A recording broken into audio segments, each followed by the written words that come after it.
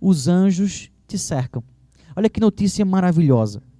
Muitas vezes, inúmeras vezes, quando você estava indo lá para o seu trabalho, naquela sua moto, ou então andando a pé naquela rua escura, ou então fazendo aquela viagem de ônibus ou de avião, anjos te protegeram, te guardaram de demônios, forças espirituais ou forças físicas como bandidos, entre outros instrumentos que essa terra pode trazer para nos ferir. E Deus usou estes anjos invisivelmente para te guardar.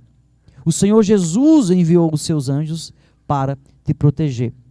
Em 1 Coríntios 11:10, nós temos um outro dado que eu acho muito interessante. Já falei aqui algumas vezes na igreja, na verdade várias vezes já falei sobre isso aqui na igreja de forma indireta, mas você deve ter percebido essa verdade nas minhas comunicações ou quando eu comentei sobre isso. 1 Coríntios 11:10, quando Paulo argumenta ali que a mulher deve usar um sinal de que se submete à autoridade masculina no meio da igreja. Paulo então argumenta que ela deve fazer isso em honra a Deus, mas também por causa dos anjos presentes na igreja. Por causa dos anjos que estão presentes na igreja do Senhor. Interessante isso. Podemos entender a partir desse relato de 1 Coríntios que anjos se reúnem junto com o povo de Deus quando eles se reúnem como igreja. Você já parou para pensar então por um instante que neste momento anjos ou seres espirituais estão aqui conosco, adorando o Senhor, protegendo e guardando essa igreja dos ataques dos anjos inimigos ou de homens e mulheres más que porventura gostariam de destruir esse espaço, esse lugar e esta assembleia nesse momento? Já parou para pensar então que nesse momento anjos estão aqui conosco, adorando o Senhor no meio da sua igreja? Você que serve no culto, você que gosta de se organizar para abençoar pessoas no culto, já ficou desanimado muitas vezes? Eu, inúmeras vezes, desde a minha terra infância, servindo ao Senhor na igreja, sempre me desanimou, mesmo antes de ser pastor e até hoje, quando a gente faz uma reunião, organiza um evento para glorificar a Deus com a igreja, e aí uma parte da igreja falta. E uma parte da igreja não vem. Uma parte da igreja não valoriza essas reuniões. E aí você fica desanimado porque às vezes falta uma grande parte da igreja e vem pouca gente dos irmãos que ali existem. Mas uma coisa que pode confortar o teu coração e também conforta o meu, é saber que quando você vai fazer um serviço para Deus no culto, você tem que entender que não apenas tem a igreja como público. O primeiro e mais importante público é a Trindade. Ela está sendo adorada no meio do culto. Jesus diz, a palavra anda no meio da sua igreja. O Espírito está em nós, aqui também. O Pai, ele é onipresente. Estamos diante dele também nessa hora.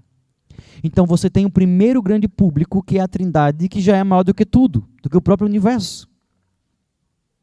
Em segundo lugar, você tem então também a igreja, o povo de Deus, o corpo espiritual de Cristo, que por mais que tenha 3 ou 4, já é esse corpo espiritual e é de um valor imensurável.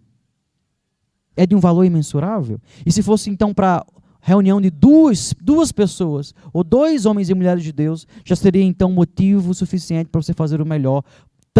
Tanta é a glória, a grandeza, o valor que eles têm. São corpo de Cristo, são membros do corpo de Cristo. Mas em terceiro lugar, existe um terceiro público no meio da igreja, que são os anjos, os gloriosos anjos, como Gabriel, que habitam também no meio da igreja. E por isso devemos prestar também um melhor culto a Deus, estar também num estado de reverência e glória, porque nós não temos apenas, como se fosse apenas o povo de Deus, que não é apenas, é o grande povo de Deus, mas além disso nós temos os anjos do Senhor presente e ainda a própria Trindade.